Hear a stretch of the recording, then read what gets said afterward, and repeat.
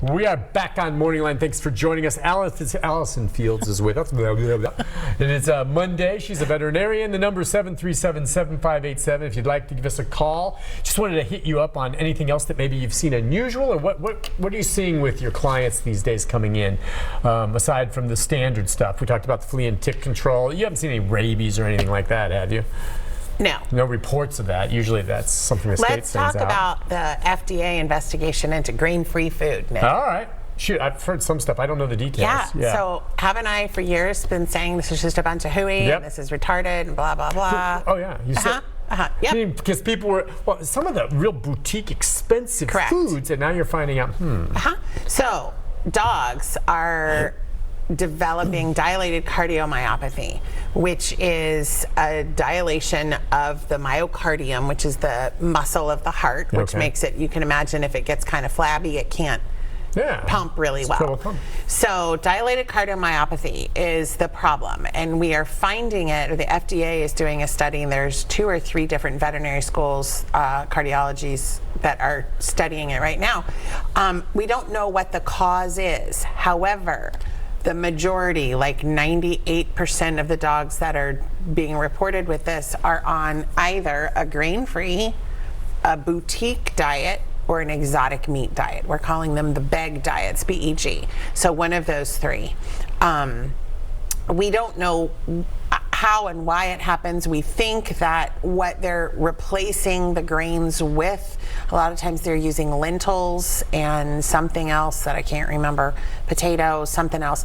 What were the grains, by the way? Is it wheat? It's corn, wheat, you know, oats, barley. The thought is what they are using to replace the grains with is blocking the absorption of taurine, which is needed for heart function. And yet all of these companies are like, we have added taurine. Well, it doesn't matter how much you add if you can't absorb it, and if these ingredients are blocking the absorption, you could pour a gallon of it in there and you're still not gonna be able to get any of it. So, but that's a theory. We don't know. So currently, the recommendation is to not feed a grain-free food, to not feed a boutique food, to not feed an exotic diet or not exotic protein, and to stay with the big brands that have veterinary nutritionists on making the foods. They do feeding trials to make sure that these dogs are healthy. You know, they have a lot of research to back it up. And the USDA is looking into it. FDA. Or FDA is looking into it right now, just to see if that's what the cause is. I mean, what's happening now with everybody's trying to figure out what's causing it. Okay. What we can say is that being on one of these types of diets is the only common denominator in these cases. And then a lot of people are like, well, you know, I mean, there's only been like 600 reported cases, but let's break this down. Your dog gets a heart murmur. Your doctor recommends an ultrasound of the heart.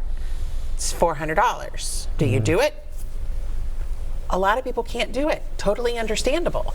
But unless the only way that you can diagnose this is with an ultrasound, and the only people reporting to the FDA are veterinary cardiologists. So think of all of the dogs out there that are not having it done. So you think the number's far higher? Oh, the whole veterinary community thinks the number is far higher. I saw a dog the other day, 3-year-old dog, heart murmur. They just moved here. Shocker. Yeah. Because everybody moves here. Yeah, right. But they just moved here. I looked at their records from their last vet. They didn't have a murmur last year. We're on a grain-free food. I told, we talked about the whole thing. I suggested an ultrasound of the heart.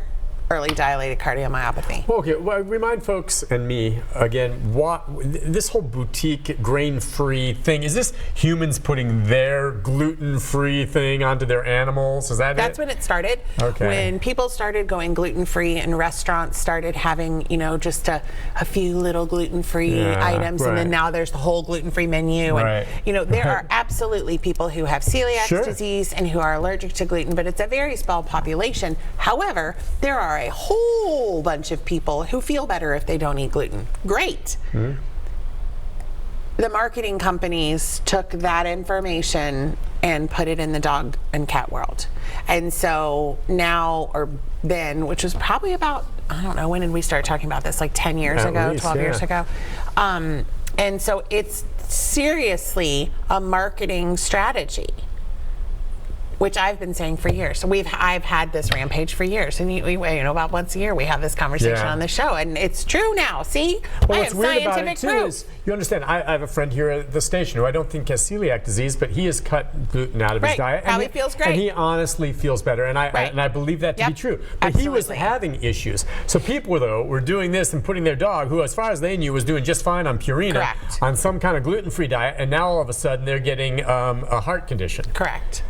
Wow. Okay. And you see the marketing. I was suckered by that. And when you say exotics, I remember I was telling you about this. They were giving out free samples at one of the vet clinics I'd been to in the past. That kangaroo, Buffalo, ostrich, I know. meat. And I'm like, Yeah. really? And so the thinking is that these smaller boutique companies, they don't have veterinary nutritionists on board. Usually they have chemists designing the food.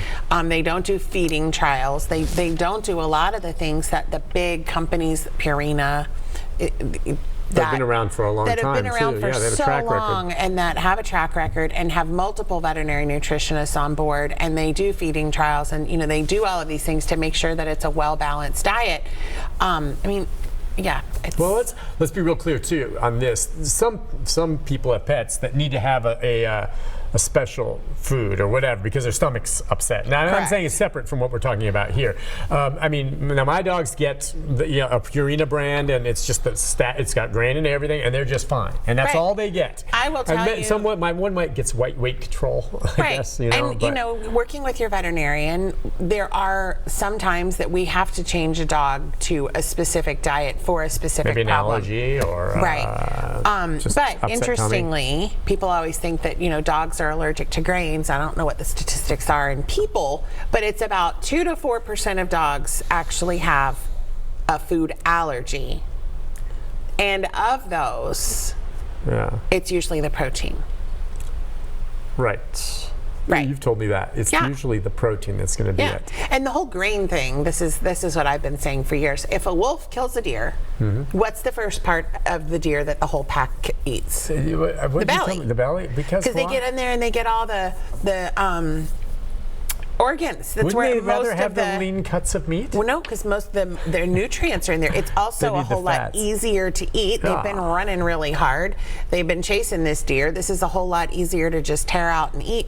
But organ meat has a lot of nutrients. It's on menus for humans in other countries. Kidney, liver.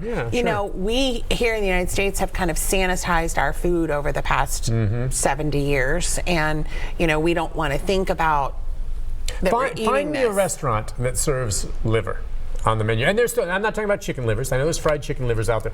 Right. But calf's liver or something like that. There's a Or kidney. handful. Yeah. I can't think of any kidney. I can think of some liver restaurants. Rare. And when they have it, I'll order it. Right. I like it. But kidney? Yeah, we don't. It's on the menu in other countries. We just had Thanksgiving, and you get that little package out of the turkey. Yeah. And it's, Giblets. that goes in the garbage can. See? Well, first of all, some of those giblets when you cook them, I'm sorry. but And some people are going to say, Nick, I love that. You make I gravy think it out tastes of them. bad. Yeah, I don't Okay. like it in the gravy. But the point is that they are very nutritious. Okay, yeah. And so that's what a lot of companies call byproducts. And these byproducts are actually really nutritious. I see. Okay, that's a great point. I Yeah. think people, So there's a whole lot about the pet food industry that is it's a lot of marketing. It's a lot because of there's marketing. millions of dollars at stake. Millions. Do you know anyone Billions. that makes their own food for their dogs? And I don't mean feeding them their table food. I do. I mean that kind of it's- researched it and make their own kibble if you can do that. They don't typically make kibble, but there's a lot of people that do cook for their dog, which can also be tricky. That is considered a boutique food. And if you're not doing it properly and you're not getting everything in there that they need, you too are going to have problems. There's some great websites that one of them is called Balance It, which is meant for people making homemade diets for their dogs to, you put in all the ingredients that you want to be using, and then they'll say, here's what your dog is missing, and they will supply like the amino acids and the vitamins and the stuff that your dog would be missing on this diet for you to mix in with it. So there are some great tools out there to be used if you are going to make your own diet. personally, I don't have time for that. I mean, in order to do it correctly, it's a lot of work. Yeah, right. So you can just buy the big bag. Yeah. By the way, as we go to the break, do you believe dogs, I don't know so much cats, have a sense of taste that's augmented by smell? Can they tell if they taste something, I like the taste of this, or I don't like the taste of this? Okay. So, but you don't feel as though they have the hunger for variety? Meaning that most people will find one dog food that is perfect for them, and that's all that dog eats for its entire life. You have fewer problems. No, I understand that. On a whole different, lots of levels. On the behavioral level, that I just don't want to eat this because I want something different, and diarrhea from switching up the foods. But like the dog food, the pet food companies, they test food for palatability.